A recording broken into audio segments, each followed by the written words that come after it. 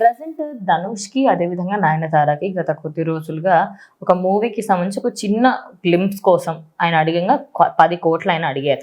ఇక్కడి వరకు మనందరికీ తెలిసిందే. దాని తర్వాత కోర్టు ఇవన్నీ చూస్తూ వస్తున్నాం. మళ్ళీ దీనిపైన నయనతార స్పందించారు. ఏం చెప్పింది? అయితే రీసెంట్ గా ఒక ఇంటర్వ్యూ ఇచ్చింది నయనతార.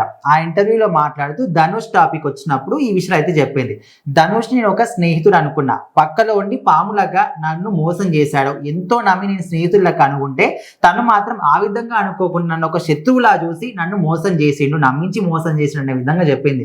అయితే మనము తన డాక్యుమెంటరీ విషయంలోనే మనం చూసుకోవచ్చు.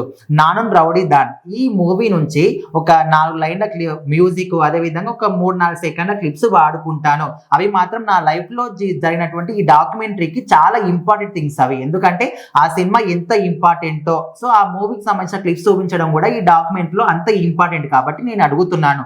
ఒక 2-3 సంవత్సరాల నుంచి అడుగుతుంటే కూడా నువ్వు మాత్రం దానికి నాకు ఒక యాక్సెప్టెన్స్ ఇవ్వడం లేదు అనే విధంగా తను మాత్రం చెప్పింది. సో ఇప్పుడు దీని గురించి ఒక క్రూషియల్ టైం వచ్చినప్పటికీ దాని గురించి సరే నువ్వు ఇస్తావా ఇవని అడిగినప్పుడు తను మాత్రం 10 కోట్లు డిమాండ్ చేస్తున్నాడు. ఒక 3 సెకండ్ల వీడియో క్లిప్ కోసం 10 కోట్లు ఏంటని అడిగినప్పుడు తను మాత్రం నా మీద కేసు వేయడం. సో ఈ విధంగా సరే నువ్వు కేసు వేసేసావు కదా, నేను కూడా లీగల్ గానే తేల్చుకుంటా అనే విధంగా తను చెప్పింది. సో ఇప్పుడు అప్పటి వరకు మనకు తెలుసు. సో ఇప్పుడు ప్రజెంట్ ఇంకొక ఇంటర్వ్యూలో ఈ విధంగా మాట్లాడింది అనమాట. అంటే మేము ఇద్దరం కలిసి ఎన్ని సినిమాలు చేసినప్పటికీ ఎంతో ఒక మంచి స్నేహితుల్లాగా నేను అనుకున్నా, కానీ నువ్వు స్నేహితుల్లాగా పక్కనే ఉండి ఒక పాములాగా లేకపోతే గోతికాడ నక్కలాగా ఉంటూ నన్ను మాత్రం నమ్మించి మోసం చేశావు.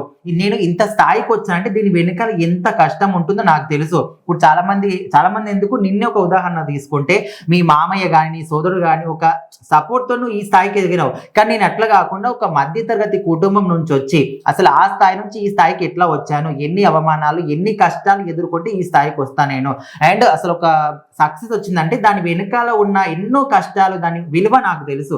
సో అట్లాంటిది నా కెరీర్ నాశనం చేయడానికి నువ్వు ఈ విధంగా ఎందుకు చేస్తున్నావు, నమ్మించి ఎందుకు మోసం చేశావు అనే విధంగా ఆ ఇంటర్వ్యూలో చెప్పింది అనమాట. అండ్ ఇంకోటి ఆ క్లిప్ ఏదైతే ఉందో అది నిజానికి 3 to 4 సెకండ్స్ ఉంటుంది. అందులో విఘ్నేష్ ఏదో సీన్ ఎక్స్ప్లెయిన్ చేస్తూ ఉంటే అక్కడ నయనతార ఉంటుంది.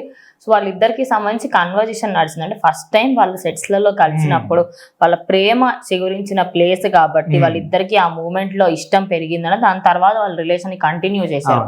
సో ఆ క్లిప్ తను అడిగినందుకు ఒక 3 సెకండ్లకి సరే ఒక 3 లక్షలు 2 లక్షలు అడిగితే ఏదైనా మీ మ్యాటర్ ఉంటది, అసలు అడగాల్సిన అవసరం కూడా లేదు. నిజానికి ఆమె కూడా యాక్ట్ చేసింది కాబట్టి ఆమె కూడా రైట్ ఉంటది.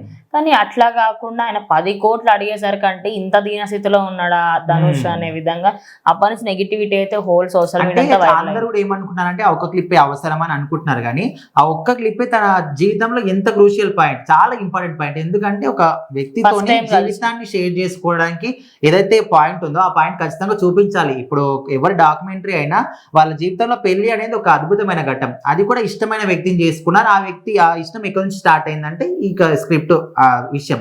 సో అది ఖచ్చితంగా కావాలనే విధంగా తను అడిగింది. సో దానికి ఆయన ఒప్పుకోలేదు. సో మొత్తానికి అయితే రీసెంట్ గా ఇచ్చిన ఇంటర్వ్యూలో దాని గురించి మరొకసారి చెప్పింది.